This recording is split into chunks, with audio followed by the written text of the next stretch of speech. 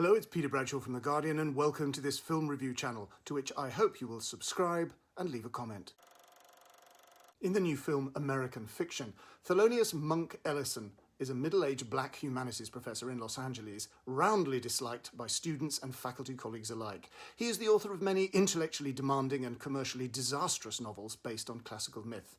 He is furious at being pigeonholed, ghettoized in fact, as a black writer, while simultaneously being made to feel not black enough. Do you have any books by the writer Thelonious Ellison? Yeah, this way. Here you go. Right. Yeah. Wait a minute. Why are these books here? I'm not sure. I would imagine that this author, Ellison, is black. That's me. Ellison. Yeah. He is me, and he and I are black. Oh, bingo. No bingo, Ned. These books have nothing to do with African American studies. They're just literature. The blackest thing about this one is the ink. I don't decide what sections the books go in, and no one here does. That's how chain stores work. Right. Ned, you don't make the rules. I'm just gonna put them back after you leave. Don't you dare, Ned. Do not you dare. Depressed by his career and by money worries, including an elderly mother needing residential care for dementia, Monk is finally triggered by the best-selling triumph of a new novel by a black author, Sintara Golden, entitled Weeze Lives in the Ghetto, which apparently panders to all the illiterate black victimhood cliches beloved of the white cultural gatekeepers. Enraged, Monk writes a spoof hood violence novel, entitled My Pathology, by the supposed convicted felon Stag R. Lee, and sends it to his agent, assuming the obvious crassness will signal its satirical intent.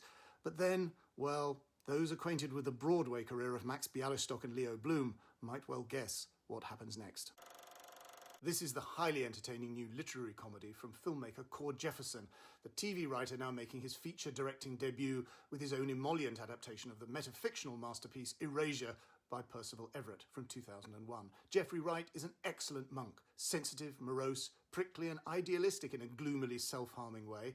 Tracy Ross Ellis is his shrewd physician sister Lisa. Sterling K. Brown is his cosmetic surgeon brother Cliff, who's just come out as gay. Leslie Uggams is affectingly dignified as Monk's mother Agnes. And Issa Rae is Monk's nemesis, Sintara Golden.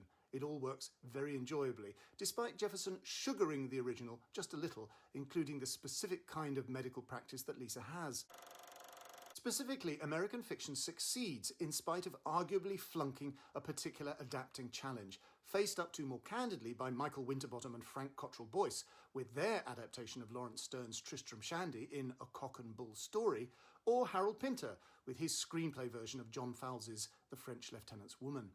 Because the midsection of Everett's original novel is taken up with the text of My Pathology in its entirety, long enough for readers to immerse themselves in it, to register how absurd and exaggerated, but also see its thrilling gusto and energy, and maybe even, who knows, wonder if the author perhaps toyed with the idea of attempting a bestseller like this himself, but settled for presenting it in quotation marks. Cord Jefferson must surely have pondered the possibility of making his monk a highbrow film studies professor whose My Pathology is not a novel, but a screenplay for something like New Jack City, which is referenced here. Well, Jefferson engages with these ideas at the end, and it is an amusing and absorbing fantasy of how class and race and literary taste collide, and a parable of career defeat ironically redeemed by society's hypocrisy and absurdity. It's also a mordant study of literary envy. Monk's angry imitation of Weeze Lives in the Ghetto reminded me a little bit of Kingsley Amis's description in his memoirs of being rattled by the superior success of a despised rival and his own fleeting fear that he should simply swallow his pride and imitate this person's style. Jefferson invents a confrontation between Monk and Sintara, in which Sintara stands up for her novel. Wright and Issa Rae play the scene with some conviction and make us see a kind of snobbery in Monk's reaction to her success, and maybe something gendered too. There's something a little bit farcical when Monk literally has to pose in public as the slouching imaginary badass Stag R. Lee.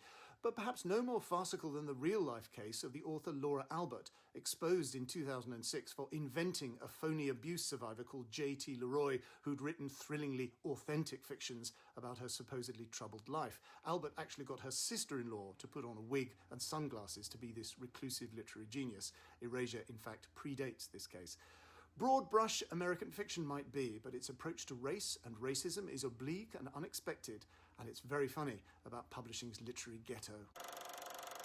That's all for now. Please give this vlog a like and a share, and please subscribe, telling me what you thought about the film. Please buy my book, The Films That Made Me, an edited selection of my essays and reviews for The Guardian. And also, please give a listen to the podcast I'm doing with the film writer Emilia Rolovich, A Matter of Life and Film. See you next time.